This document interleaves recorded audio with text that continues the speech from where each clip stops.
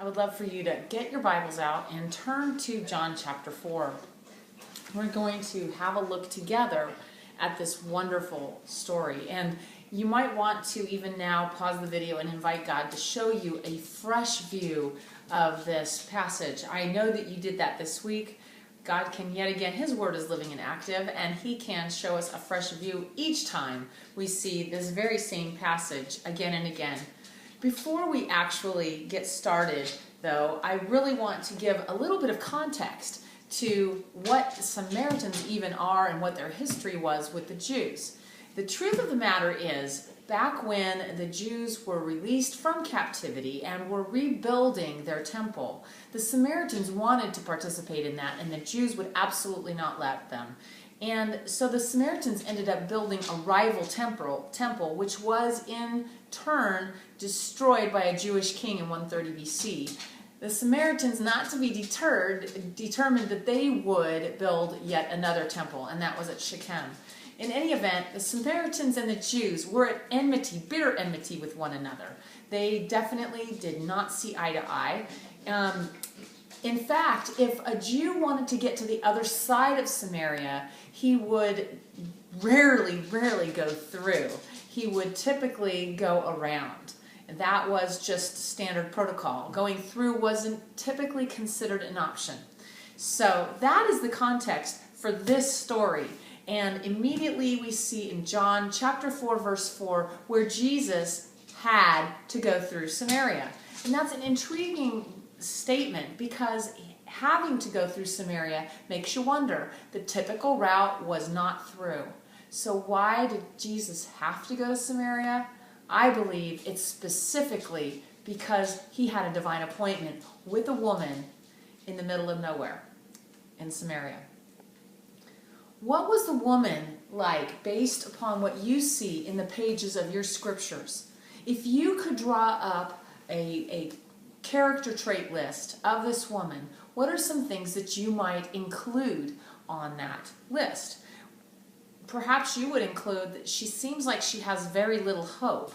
She made her way to the well in the middle of the day, which isn't typical practice, so there was something unusual there.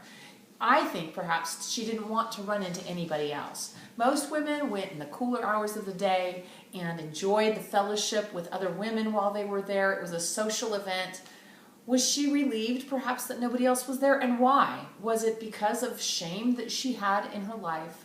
Perhaps due to the lifestyle that she was living, which we learn about later on in the passage. Was she hiding from other people? Did this lady have any friends at all? You know, I think it's fascinating that Jesus met her there in midday. Coincidence? Hardly. I think it was a God-ordained divine appointment, frankly. Was she looking for affirmation from one man after another? Is that what she was caught in? Was she an affirmation addict, perhaps? Was she feeling ashamed at all that day of her immoral living? Or was this just protocol? Had she kind of numbed herself to the conscience that was inside of her that this wasn't the way she should be living? She may have been an outcast by other women. Was she lonely?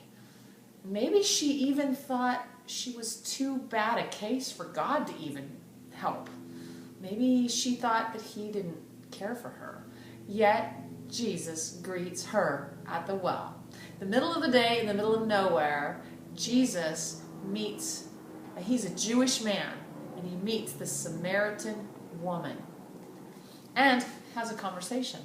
Those are all big things. Each one individually would cause eyebrows to raise.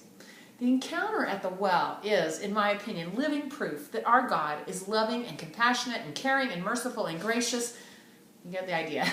It's proof, too, of the divine and. The divine and is something I want to challenge you to investigate in your own life. It looks like this. A woman, such as the one in our story, can be living a sinful life and God pursues her. To bring it home, perhaps we could say, we can be face first in a bag of Oreos and our God passionately embraces us.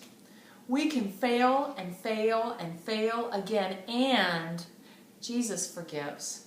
In fact, the divine and can even work like this. I can struggle with bulimic tendencies and be crazy about God too. That divine and, we tend to think we disqualify ourselves. How could I possibly be a lover of God when I tend to do these terrible things to my body? If you love God, you love God. And there's somehow both and in there. So there's a divine and. What divine and do you need to believe God for in your life?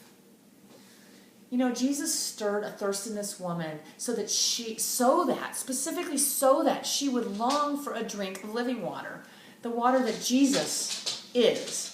In John 4:15, the woman said to him, after having her thirst tendered, I guess you could say, is, "Sir, give me this water so that I won't be thirsty and have to keep coming here to draw water."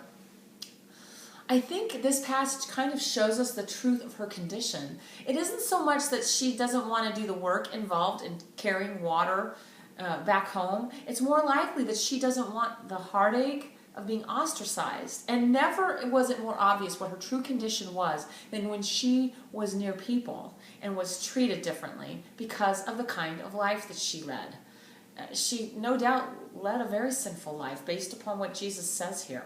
Maybe the well was even a reminder of not just her shame, but of her loss, of her pain, of the sin and what it cost her, or even a lack of hope. That might be why she wanted to not ever have to come back here again. I mean, it says, "Sir, give me this water so that I won't get thirsty and have to keep coming back here again." She didn't want to have to keep coming back. She may not have wanted to be at the well simply because the burden of being there in her shame was heavier even than the burden of carrying water. Can you relate? I remember being extremely overweight, and I was getting on a tiny little commuter plane as a connection to my destination. And it was such a small plane that on either side of the aisle, you had 2 seats on one side of the aisle and only 1 on the other. And they were tiny little seats. Not like your normal airplane seat. I mean, it was a small little plane for a puddle jump type thing. And I remember getting on, and this man bored holes through me with his gaze. And I remember feeling that he had such contempt for me. And I instantly knew, I just knew it was because of my size. Another thing that I remember, another embarrassing situation for me, was when I was on a church softball team. And I was very large, and I was an athlete, but at that time I didn't look like an athlete, like we typically think of athletes looking. And I got up to bat, and the whole outfield, and the infield for that matter, moved way in. They were convinced that the big girl couldn't hit a ball. Well, that worked to my favor because I hit it over their heads, and I'm sure they thought I couldn't run either, but I hit it so well that I could easily make it into a home run. I did that twice in that game before they got the idea of moving back. I was humiliated by that, though. I felt awful. I felt like it was all on display. Fat girl at bat, or something like that. I mean, it was a terrible feeling. Everything changed for this woman, the woman in John chapter 4, after she had her encounter with Jesus. Instead of literal water, Jesus, of course, gave her something that bubbled up from deep within her, and it was freedom from shame. That was even better than what she thought she needed. She had a new hope. Jesus surpassed her expectations and her hopes. I'm convinced that he wants to do the same for us. I'm convinced that he wants to surpass our expectations and our hopes. He also, I think this is so neat, to a Samaritan woman, he revealed his true identity in verses 25 and 26. And I won't read those for you, but you can look at them yourself. After her encounter with Jesus, she stepped out of shame and came out of hiding. She left her water jar, which she said she wanted filled, right? That's what she said she wanted or needed. But what she really needed was freedom from shame.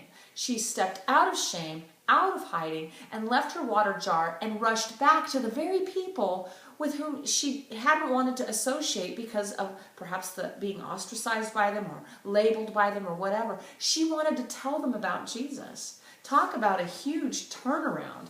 She said, "Come and see a man who told me everything that I've ever done. Could this be the Christ?" That's in verse 29 in John chapter 4.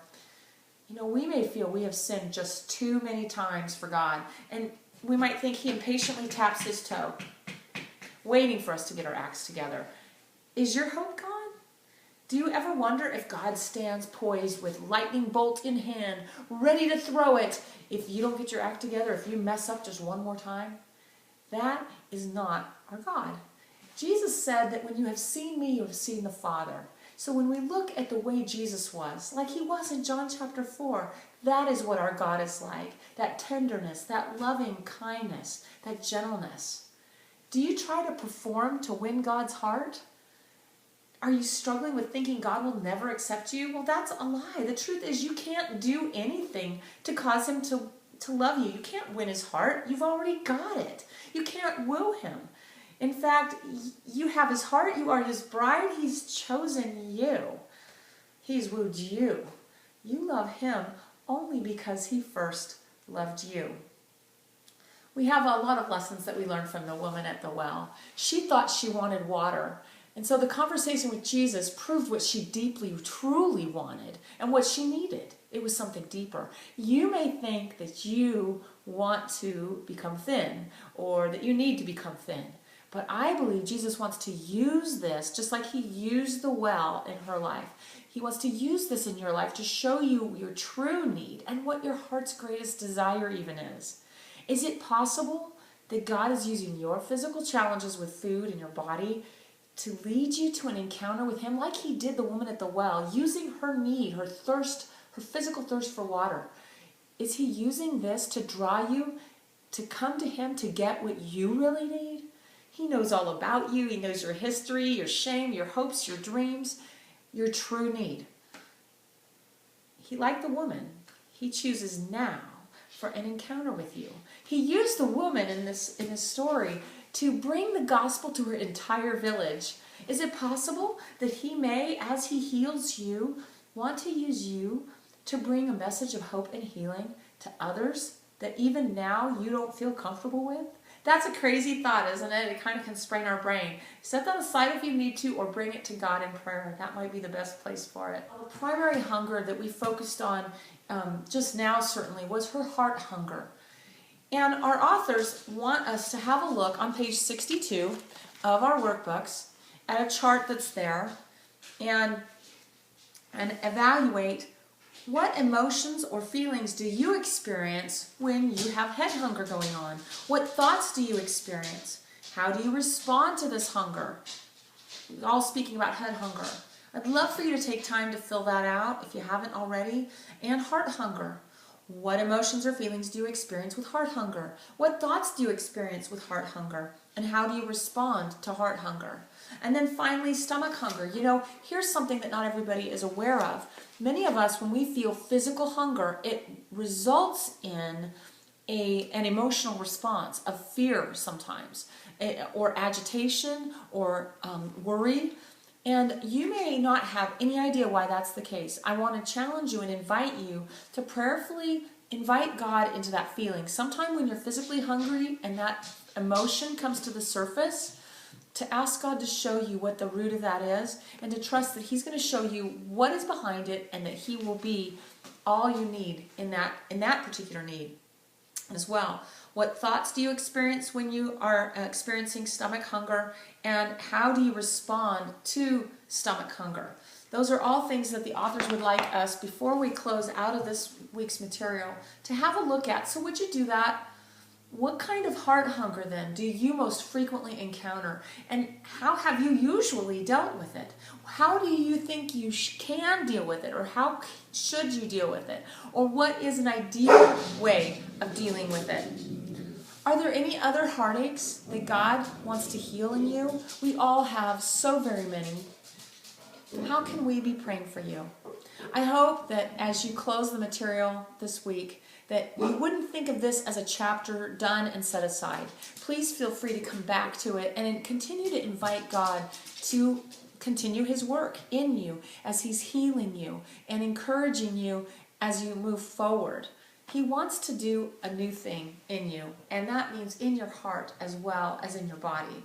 So simply, I hope you'll invite him to do that work. Continue to invite him to do that work.